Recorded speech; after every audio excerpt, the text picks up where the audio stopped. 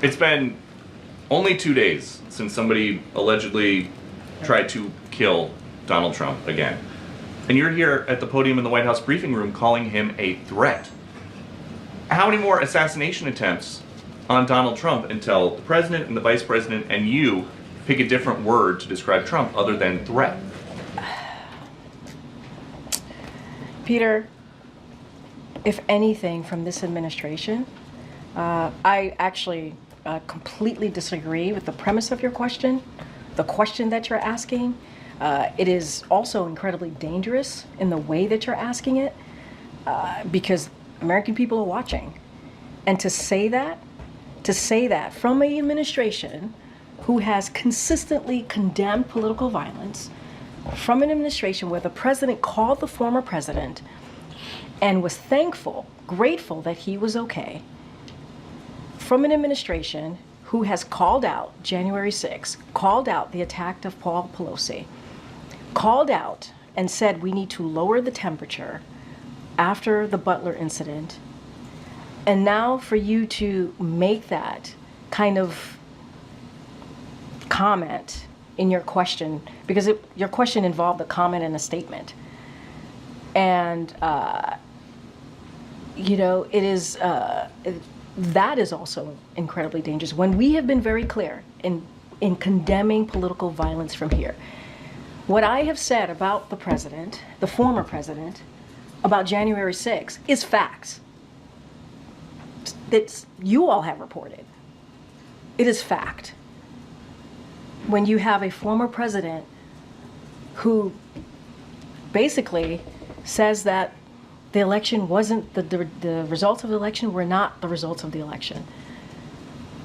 When dozens of more than 60 Republican judges said that it was a free and fair election. More than 60 said it was indeed a free and fair election.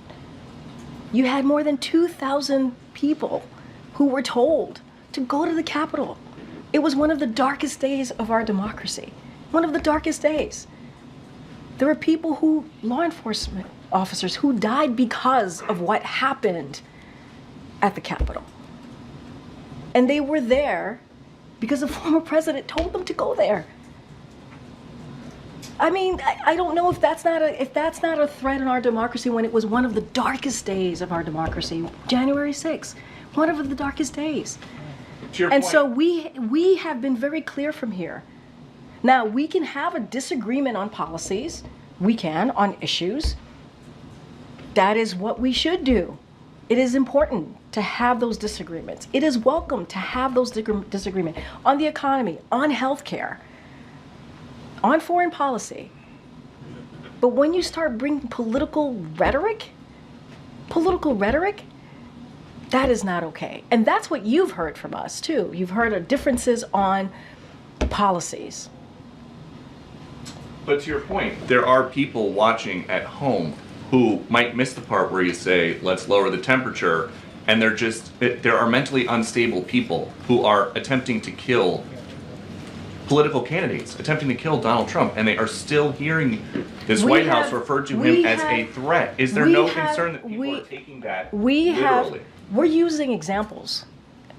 We're not just saying that just to say it. January 6th, Peter. January 6th. Wait, January 6th. How many times do we have to? January 6th, 2021. That is a fact, what was reported that happened on that day by some of your colleagues. I mean, and we have, at the same time, denounced political violence over and over, political rhetoric, over and over again. Over and over again. But I know your focus has to be on this side of the house. It can't be on your side of the house. I get that.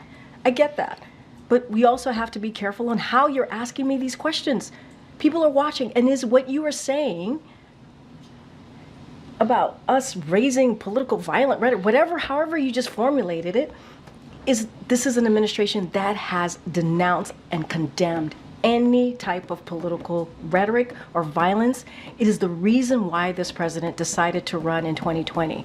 That is why the president decided to come back. He believed that it is important to save the soul of America, of our nation, and he believed it was important that we continue to fight for our democracy, fight for our freedom. That's what you see from this administration. I'm moving on. Go ahead, Ed.